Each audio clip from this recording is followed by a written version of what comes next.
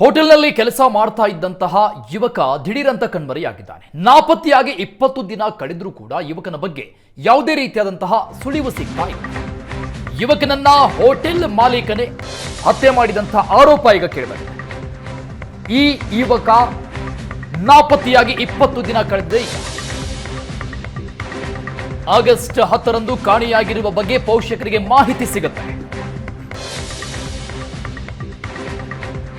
ಯುವಕ ಕಣ್ಮರೆಯಾಗಿ 20 ದಿನ. ಹೋಟೆಲ್ ಮಾಲೀಕನೇ ಹತ್ಯೆ ಮಾಡಿದಂತ ಆರೋಪ ಮಾಡುತ್ತಿದ್ದಾರೆ ಕುಟುಂಬಸ್ಥರು. ಕೆಆರ್ ನಗರ ತಾಲೂಕಿನ ಸುಗನಹಳ್ಳಿ ಗ್ರಾಮದ ರಾಘವೇಂದ್ರ ಕಾಣೆಯಾಗಿರುವಂತಹ ಯುವಕ. ಮಾಲೀಕನ ಮಗಳ ಜೊತೆಗಿನ ಪ್ರೀತಿ ಯುವಕನನ್ನ ಬಲಿ ಪಡೆಯುತ್ತಾ ಅನ್ನುವಂತಹ ಶಂಕೆ, ಅನುಮಾನಗಳು ವ್ಯಕ್ತವಾಗ್ತಾ ಇದೆ. ಇದು ಎಸ್ಪಿ ಕಚೇರಿ ಎದುರಿಗೆ ಪ್ರತಿಭಟನೆ ಮಾಡಿರುವಂತದ್ದು. ಕುಂಬಾರ ಜಾಗೃತಿ ವೇದಿಕೆಯಿಂದ ಪ್ರತಿಭಟಿಸಲಾಗಿದೆ.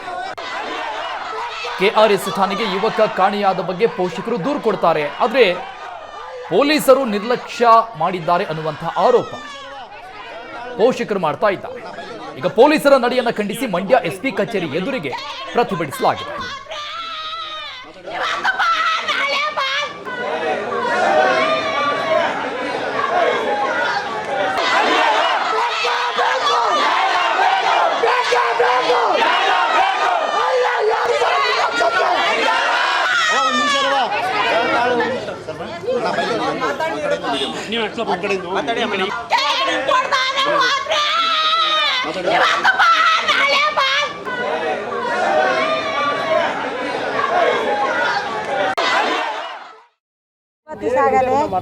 ಖಾಲಿ ಆಗವನಿ ಅಂತ ಅಂದ್ಬಿಟ್ಟು ಫೋನ್ ಮಾಡ್ದ. ಬಂದು ಹೋಯ್ತಾ ಇದ್ದ.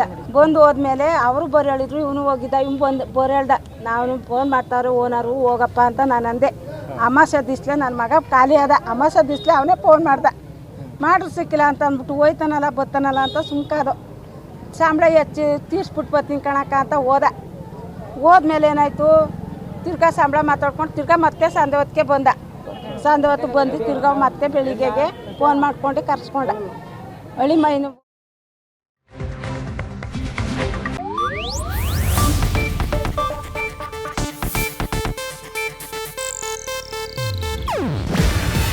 ಇದು ಏಷ್ಯಾನೆಟ್ ನ್ಯೂಸ್ ನೆಟ್ವರ್ಕ್ ಪ್ರಸ್ತುತಿ.